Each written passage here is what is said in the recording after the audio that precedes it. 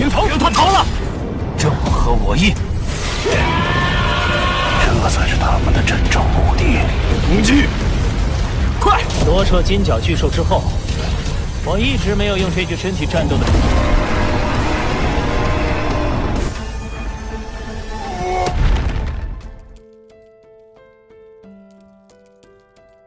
Mama Amoy 2010, Arinda Vaira 2938, Pipin Berliano 8494, Lord Bang Bros 7008, Valdoni 7075, Dika Dika 2930, Yusuf KHM 3641, Koperasi Idaman Bolehkah Bang Panjul pinjam 100, serta semua penggemar alur cerita Donghua yang selalu stay tapi tidak berkomentar, dimanapun kalian berada, Bang Panjul doakan, agar kita semua selalu diberikan kesehatan, dan dicukupkan rezeki serta dimudahkan segala urusannya.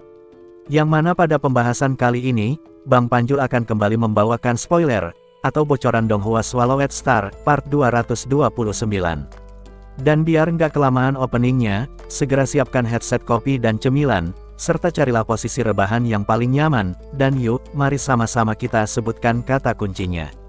3, 2, 1, gaskan.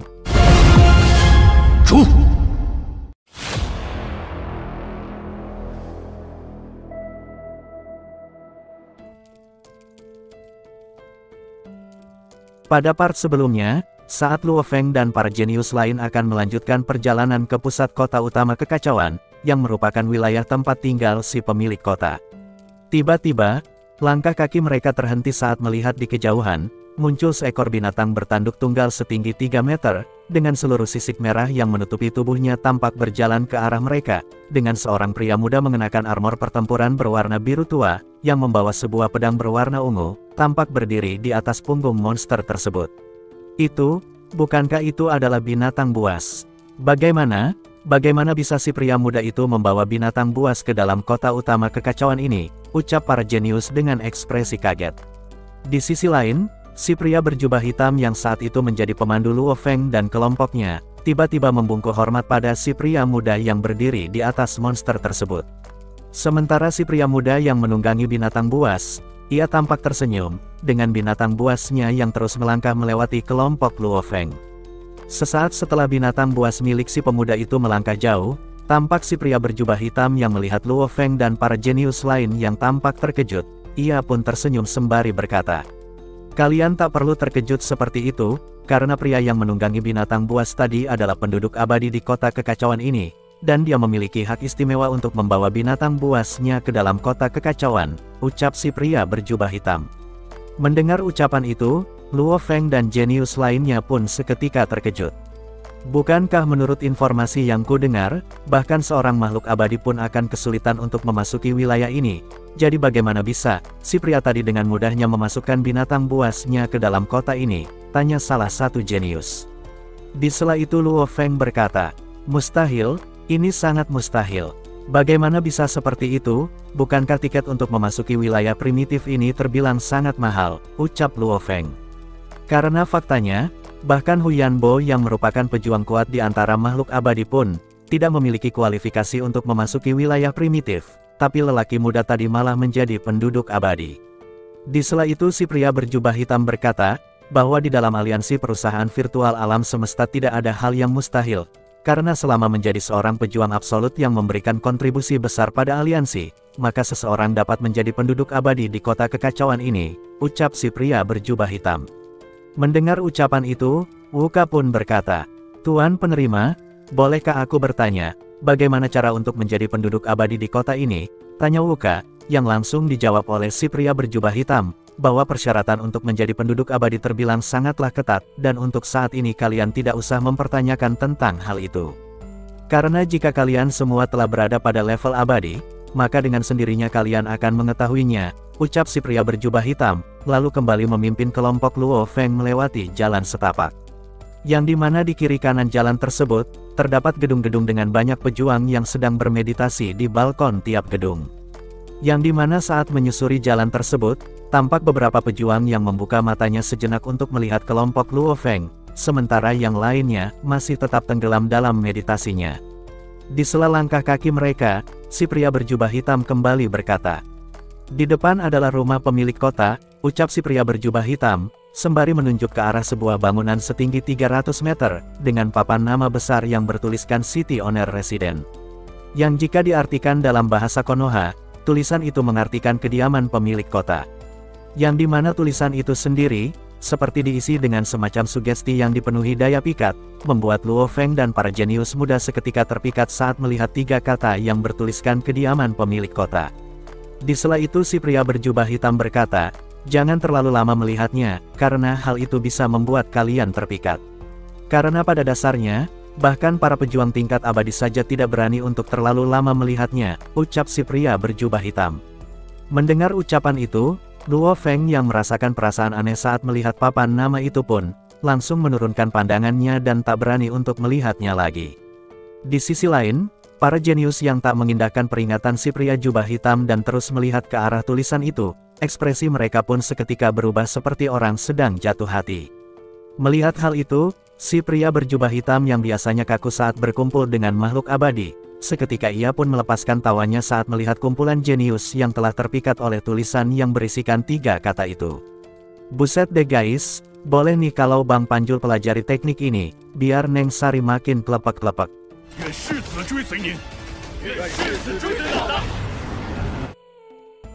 Singkat cerita, setelah menyadarkan para jenius yang terpikat oleh 3 tulisan yang berada di depan rumah pemilik kota, si pria berjubah hitam pun kembali memimpin kelompok Luo Feng, dan kembali melanjutkan perjalanan menuju kediaman pemilik kota.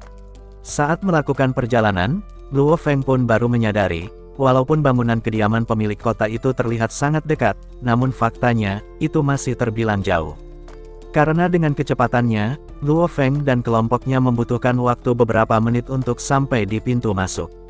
Di sela itu, saat mendekati pintu masuk kediaman pemilik kota, terlihat pria berjubah hitam lainnya yang keluar masuk dari gedung tersebut.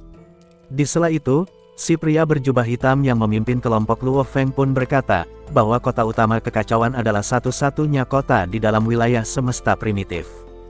Yang dimana di wilayah itu sendiri, memiliki 3 harta karun yang berada di 3 lokasi berbeda. Dan harta karun pertama adalah goresan-goresan di dinding balkon bangunan kota, yang dimana goresan itu adalah goresan tentang berbagai bentuk hukum asal-muasal, serta ide-ide yang dikumpulkan oleh para jenius yang pernah berlatih di kota ini, yang mereka tuangkan di dalam setiap goresan. Yang menurut penjelasan si pria berjubah hitam, tradisi menggores dinding itu sudah berlangsung selama triliunan tahun. Dan walaupun goresan-goresan itu terlihat abstrak dan tidak teratur, namun jika dapat memahaminya, maka itu akan makin mempermudah kelompok Luo Feng untuk memahami hukum asal-muasal. Sedangkan harta karun yang kedua, adalah 52 tablet pelatihan, namun karena kosakata tablet terdengar kurang bagus, jadi kita ganti saja dengan kata 52 jalur pelatihan. Yang dimana 52 jalur pelatihan ini berada di dalam kediaman pemilik kota. Dan menurut penjelasan yang dikatakan si pria berjubah hitam, jika mereka mampu sepenuhnya memahami satu saja dari 52 jalur pelatihan tersebut, maka mereka akan menjadi pejuang absolut yang dapat membangun negara semesta baru. Mendapatkan penjelasan itu, Luo Feng yang bercita-cita untuk dapat membangun negara semesta baru pun mulai terbakar dalam semangat, begitupun dengan Rongjun dan para jenius lain. Sedangkan harta karun ketiga, lokasinya berada di luar kota, yang dimana di depan pintu masuk wilayah tersebut, terdapat sebuah prasasti batu, yang untuk detail dan penjelasan spesifiknya bisa kalian lihat sendiri saat mengunjungi prasasti batu tersebut, kata si pria berjubah hitam, lalu mengajak Luo Feng dan jenius lainnya memasuki kediaman pemilik kota, dengan melewati sebuah jalur yang memancarkan aura mistis, serta terdapat 52 eksemplar batu yang mengambang di langit-langit. Yang dimana setiap eksemplar tersebut, mewakili satu jalur pelatihan. Saat itu, setelah sampai di tempat yang dituju, si pria berjubah hitam mengatakan pada kelompok Luo Feng, bahwa dia akan memberikan waktu selama 30 menit untuk memilih satu jalur pelatihan. Mendengar ucapan itu, Luo Feng pun segera melihat ke arah sebuah eksemplar, yang memiliki sebuah gambaran pohon kuno, dengan daun-daun tuanya yang tampak berjatuhan dan mengambang di udara. Melihat tata letak dari daun yang berguguran itu, imajinasi Luo Feng pun langsung dapat merasakan, formasi dari daun gugur itu menyerupai barisan tentara yang melindungi pohon kuno tersebut. Di sela keseriusan Luo Feng, tiba-tiba terdengar Babata berkata, "Luo Feng, kalian hanya diberikan waktu 30 menit untuk memilih satu teknik, dan kau malah menghabiskan waktumu dengan melihat satu eksemplar itu. ucap Babata, membangunkan Luo Feng dari lamunannya, lalu kembali melihat ke arah sebuah gambar yang bertuliskan musuh. Babata, apakah ini berkaitan dengan planet musuh? Mendengar ucapan itu, Babata pun berkata, Luo Feng, sekarang bukan waktunya untuk menjelaskan, jadi sebaiknya, pilihlah jalur pelatihan yang kau inginkan, ucap Babata. Mendengar ucapan itu, Luo Feng pun dengan cepat memeriksa satu demi satu gambaran yang berada pada X lempar tersebut. Begitupun dengan para jenius lainnya, yang seperti serigala kelaparan saat melihat dan memilih jalur pelatihan yang akan mereka pelajari. Di sela itu, Luo Feng yang tengah memilih pun masih bingung untuk menjatuhkan pilihannya. Sampai singkat cerita, waktu 30 menit yang diberikan pun telah sepenuhnya usai. Di saat yang sama, si pria berjubah hitam tampak melangkah mendekati para jenius muda sembari berkata, bahwa waktu untuk memilih telah berakhir, dan apapun jalur pelatihan yang dipilih oleh para jenius muda, akan langsung dicatat olehnya. Mendengar ucapan itu, masing-masing jenius pun mulai menyebut satu persatu jalur pelatihan yang mereka pilih. Sementara Luo Feng yang masih berada di belakang kerumunan para jenius, ia pun tampak masih bimbang untuk menentukan pilihan. Karena pada dasarnya, dari 52 jalur pelatihan, 38 diantaranya sangat menarik perhatiannya. Sementara mereka, hanya bisa memilih satu jalur pelatihan saja. Sial, jalur pelatihan mana yang harus aku pilih, gumam Luo Feng. Di saat yang sama, si pria berjubah hitam terus mencatat setiap jalur pelatihan yang telah dipilih Rongjun dan para jenius lain. Di sela kebimbangan itu Babata berkata, Luo Feng cepatlah, karena si pria berjubah hitam itu sedang melangkah ke arahmu, ucap Babata lalu kembali berkata. Jika kau ingin memilih, pilihlah jalur pelatihan 9 kekacauan alam semesta, karena jalur itu sangat cocok dengan persenjataan Nansen yang kau miliki, ucap Babata. Lalu sesaat setelahnya, tampak si pria berjubah hitam yang telah berada di samping Luo Feng, ia pun langsung menanyakan, jalur pelatihan yang dipilih oleh Luo Feng. Mendengar ucapan itu, Luo Feng pun menjawab dengan serius, bahwa pilihannya adalah jalur 9 kekacauan alam semesta, ucap Luo Feng, dan langsung dicatat oleh si pria berjubah hitam. Singkat cerita, setelah mencatat semua jalur pelatihan yang dipilih oleh para jenius, si pria berjubah hitam pun kembali mengajak Luo Feng dan kelompoknya memasuki sebuah ruangan besar. Yang di dalam ruang itu sendiri, terdapat 12 pintu yang mewakili masing-masing jalur pelatihan. Yang dimana saat itu, 12 dari 52 pintu jalur pelatihan, masih terdapat orang di dalamnya yang sedang melakukan pelatihan, sedangkan yang 40-nya masih kosong. Dan sialnya, dari 12 pintu tersebut, 2 diantaranya adalah pintu jalur pelatihan yang dipilih oleh Luo Feng, Rongjun, Wuka, serta 136 jenius lainnya. Yang otomatis, mereka harus menunggu sampai para pengguna ruangan itu menyelesaikan pelatihannya. Yang dimana saat itu, tiap-tiap jenius yang memasuki ruang pelatihan hanya diberikan waktu selama 7 hari untuk melakukan pelatihan di dalam ruangan tersebut, dan waktu itu terbilang cukup singkat bagi para jenius untuk memahami jalur pelatihan yang mereka pilih. Saat itu, Luo Feng yang menunggu bersama Wuka dan Rongjun, ia pun bertanya, jalur pelatihan apa yang dipilih oleh Rongjun dan Wuka. Dan ternyata, Rongjun dan Wuka memilih jalur pelatihan yang sama, yaitu jalur pelatihan kapak besar. Mengetahui bahwa Rongjun memilih jalur pelatihan yang sama dengannya, Wuka pun terkejut dan berkata, Rongjun, jadi kau juga memilih jalur pelatihan kapak besar? Tanya Wuka, yang langsung dijawab oleh Rongjun dengan anggukan kepala. Setelah itu Wuka kembali berkata, apakah kau tahu, siapa yang menciptakan jalur pelatihan kapak besar ini? Tanya Wuka. Mendengar ucapan itu, Rongjun pun berkata, bahwa dia tak mengetahui tentang pejuang jenius yang menciptakan jalur pelatihan tersebut, namun pada dasarnya, setiap jalur pelatihan adalah mahakarya besar yang ditinggalkan oleh para pejuang puncak di alam semesta.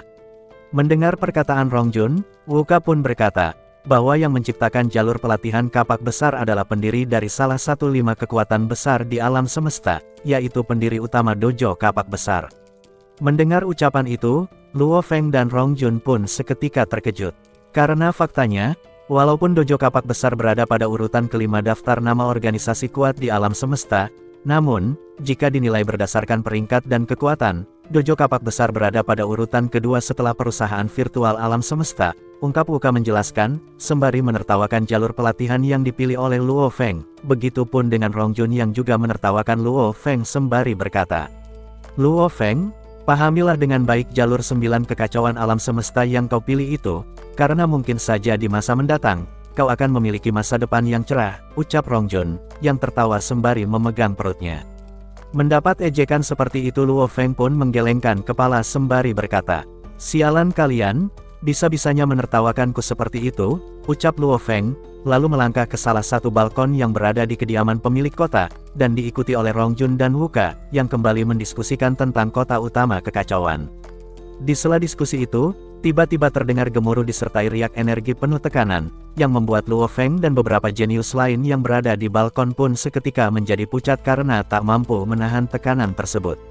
Dan tak berselang lama, muncul seorang pejuang menyerupai banteng raksasa yang mengenakan baju besi dengan memegang kapak besar di tangannya, dan langsung menebaskan kapak tersebut pada sosok raksasa lainnya. "Pertempuran? Ini adalah pertempuran," ucap Luo Feng dan para jenius lain, sembari melihat ke arah dua raksasa yang saling bertukar serangan.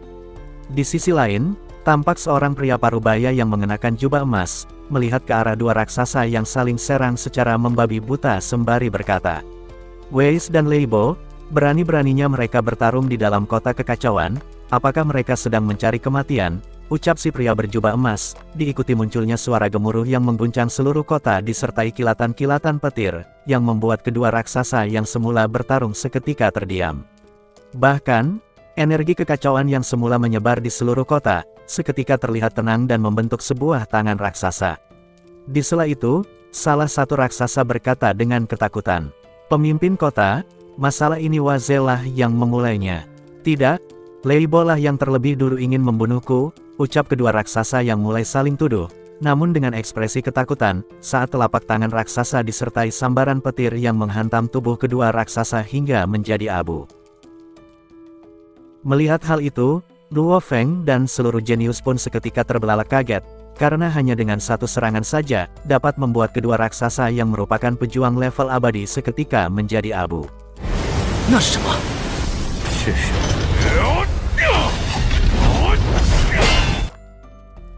Dan itulah guys, ending dari pembahasan spoiler Donghua Swallowed Star, part 229. Akhir kata, Panjul di sini pamit, dan see you next video.